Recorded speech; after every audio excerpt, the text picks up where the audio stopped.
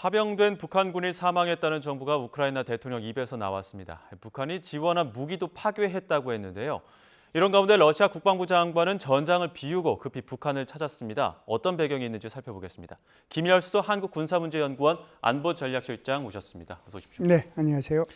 먼저 지금 젤렌스키 우크라이나 대통령이 북한군이 그 전장에서 죽거나 다쳤다고 전했는데 이러한 북한군의 어떤 부상 소식, 사망 소식을 우크라이나 대통령이 직접 전하는 이유는 뭡니까? 아무래도 이제 이게 북한이 직접적으로 이제 참전했다라고 하는 것을 전 세계에 이제 알릴 필요가 있는 거죠. 그러면서도 북한군의 사망 소식은 계속 있다라고 얘기하는 건데 사실상 이제 교토통신과의 인터뷰를 통해서 이 얘기를 한 거거든요. 그런데 지금 북한군의 이제 희생이라고 할까요? 피해가 이제 점점 더 커질 수밖에 없는 것이 지난주에 이제 김용현 국방부 장관이 국회 국방위에 가서 이제 말을 한 것을 보면 지금 북한군이 어디에 소속돼 있느냐 하면은 자신들의 스스로의 어떤 그 주의 편성 속에 있는 것이 아니고 소대 단위로 쪼개져 가지고 러시아 중대 속에 이제 이렇게 배속이 돼 들어가 있다라고 전장에 얘기하거든요. 있는 북한군이 말씀이시죠? 네, 그렇게 되면 이게 일개 중대가 한 100명 조금 넘는데 한 3, 4개 소대로 이제 구성이 되거든요. 그러니까 뭐 한 3개 소대는 러시아군이고 1개 소대는 이제 북한군이 될 수밖에 없지 않습니까? 그렇다 보면은 이제 이게 여기에 속해 있는 북한군을 계속 이제 제일 앞에, 그러니까 어떻게 보면은 돌격병이죠. 돌격 보병으로 사용할 가능성이 있고 그러다 보면은 희생될 가능성이 훨씬 더 많아지는 거죠. 예. 젤렌스키 대통령도 그러한 북한군을 총알바지라고 언급할 정도였었는데 자, 뿐만 아니라 지금 우크라이나군이 북한산 대전차 무기 파괴했다고 주장했습니다. 이 대전차 무기가 불세4라는 무기인데 이거 어떤 무기입니까? 네, 이게 이제 사거리는 한 10에서 25km 정도 나가는 건데요. 지금 저 그림에 나오는 것처럼 저 안에 보면은 발사관이 총 8개가 있습니다. 밑에 4개, 위에 4개 해가지고 8개로 돼 있잖아요.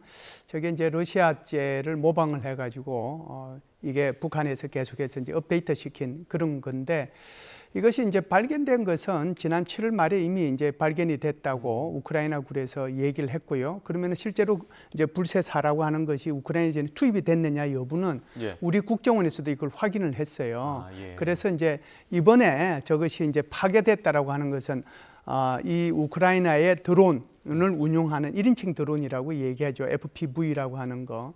그것이 이제 저것을 파괴한 거거든요. 그 파괴한 동영상도 나오지 않았습니까? 그래서 저것을 보면은 북한의 상당한 다양한 무기 체계가 지금 러시아를 지원해가지고 러우 전쟁에 투입이 되고 있다. 이것을 이제 보여주는 것이죠. 지금 전장에서는 이렇게 대전차 무기가 파괴되고 북한군의 사망 소식도 들려오고 있는데 이런 가운데 러시아 국방장관이 전장을 비우고 1박 2일 평양을 또 방문하지 않았습니까? 주말 동안. 이건 어떤 목적이라고 봐야 되는 겁니까? 이것은 이제 트럼프 당선인의 종전 구상하고 직접적으로 연관이 있다라고 봐야 되겠죠. 그래서 현 접촉선을 이제 이 군사 분계선으로 해서 좌우측으로 남북한에 지금 그 비무장지대가 있는 것처럼 그것을 하겠다라고 하는 거잖아요. 그렇다라고 하면 지금 러시아 입장에서도 그렇고 우크라이나 입장에서도 그렇고 한 채의 땅이라도 더 확보할 필요가 있는 거거든요. 그러면 러시아 국방부 장관이 왜 갔느냐? 이 지금 치열하게 전투가 지난 2년 한 10개월 동안 중에서 가장 치열한 전투가 지금 벌어지고 있는데 이제 이렇게 간 이유는 결국은 이제 총포탄 추가적으로 이제 지원을 더 받아야 될 필요성이 있는 거고요. 두 번째는 이제 추가 병력이 필요한 거죠. 나중에 휴전이 다 되고 나면 총포탄이 왜 필요하겠습니까? 북한께 하나도 필요 없고 북한군도 필요 없잖아요.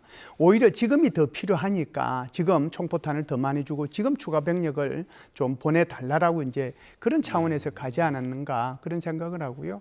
물론 뭐 거기에 대한 반대급부도 있었으리라고 생각을 합니다.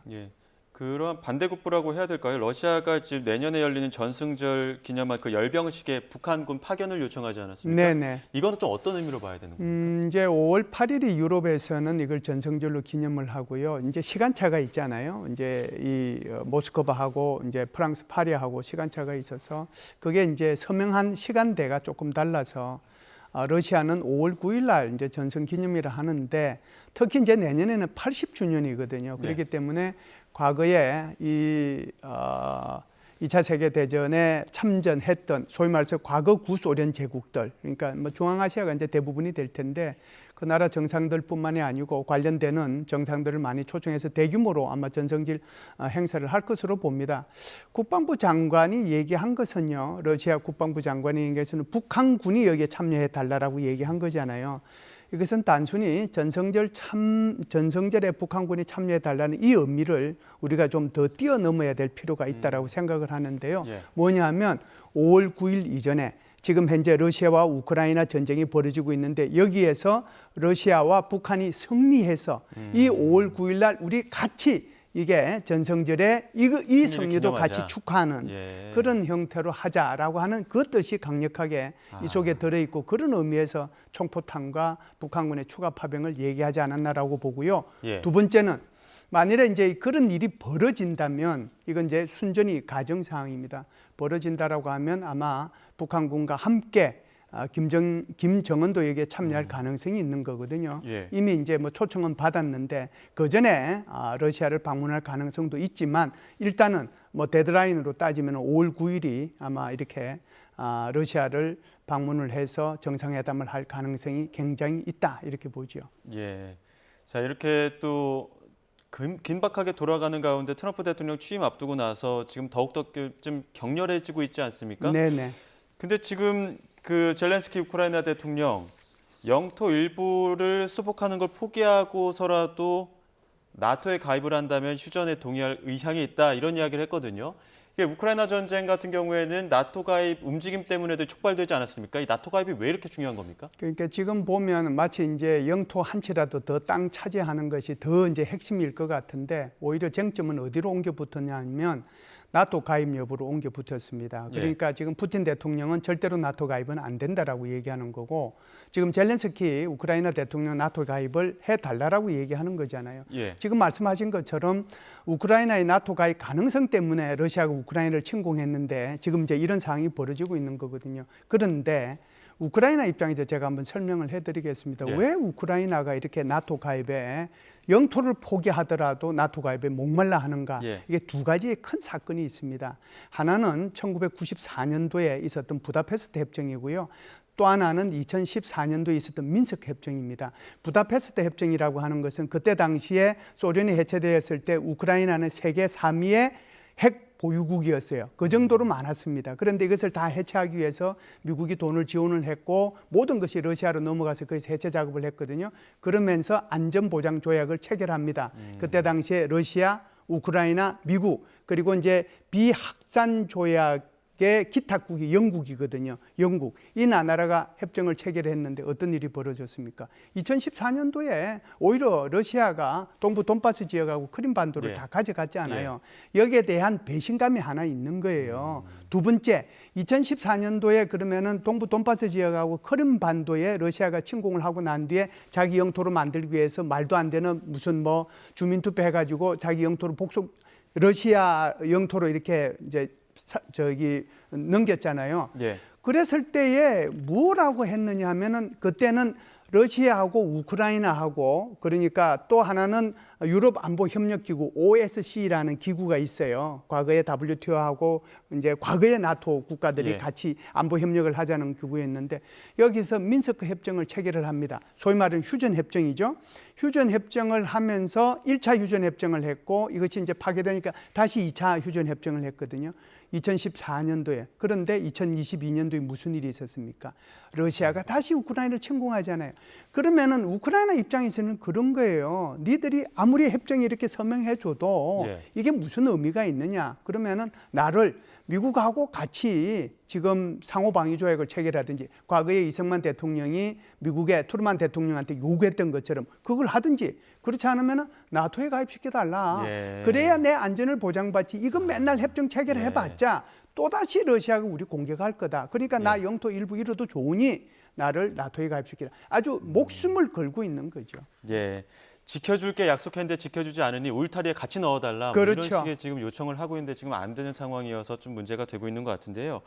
자, 이런 가운데 또 트럼프 당선인의 취임 이후에 어떤 전쟁 상황도 그렇지만 경제적인 협상을 두고도 굉장히 여러 가지 일들이 많이 있는 것 같습니다. 특히나 이제 관세 협박을 두고 캐나다 트루도 총리가 직접 트럼프 당선인 보러 찾아가기도 했는데 지금 어떻게 돌아가고 있는 상황입니까? 이게 이제 지난 이제 24일, 25일인가요? 그때 이제 그 트럼프 당선인이 갑자기 이제 관세를 이제 발표를 했잖아요. 어떻게 예. 보면은 폭탄 선언이라고 볼 수가 있는데, 이게 지금 그 멕시코하고 캐나다에는 25% 관세를 부과하겠다. 그리고 중국은 지금 관세가 뭐 예를 들면 전기차는 100%, 반도체는 50% 이렇게 가 있는데 여기에 추가적으로 10% 그러니까 10%를 더 부과하겠다라고 얘기한 거거든요. 중국이야 우리야 뭐 그럴 수 있다라고 생각하는데 아니 그러면 왜 캐나다하고 여기 멕시코에 관세를 25%씩 부과하겠다 하는 거냐? 이게 바로 펜탄이라고 하는 마약이 있습니다. 네. 그 마약의 통로가 바로 캐나다하고 멕시코를 통해서 미국으로 들어와서 미국을 병들게 한다는 거예요. 그렇기 때문에 여기에 대해서 조치를 안 하면 25% 관세를 부과하겠다라고 하는 거거든요. 예. 그런데 여기에 이제 대응하는 것이 멕시코하고 캐나다하고 다릅니다. 멕시코 대통령이 이렇게 해요. 우리도 똑같이 관세 부과하겠다라고 했는데 네. 캐나다 총리는 나흘 있다가 29일 날이죠. 바로 그냥 말하라고로 찾아갑니다. 예. 뭐 이게 이제 자기가 이제 절대로 트럼프 당선인은 절대로 자기가 취임하기 전까지 다른 외국 정상들 안 만나겠다고 그랬거든요. 그럼에도 불구하고 요청을 하니까 이제 간 거죠. 사실은 두 나라의 관계라고 할까요? 두 그 정상 간의 관계는 굉장히 안 좋습니다. 왜냐하면은 뭐 과거에 트루도 총리가 뒷담화한 얘기도 있고 또 무슨 뭐 그때도 관세 보복했을 때 뭐라고 또 얘기해가지고 트럼프 대통령이 이제 뭐 화가 나가지고 이 뭐 정직하지 못한 사람 뭐 별소리 다 했거든요. 그렇게 관계가 4년 내내 안 좋았는데 그걸 무릅쓰고 국가 이익을 위해서 트루도 총리가 찾아간 거거든요.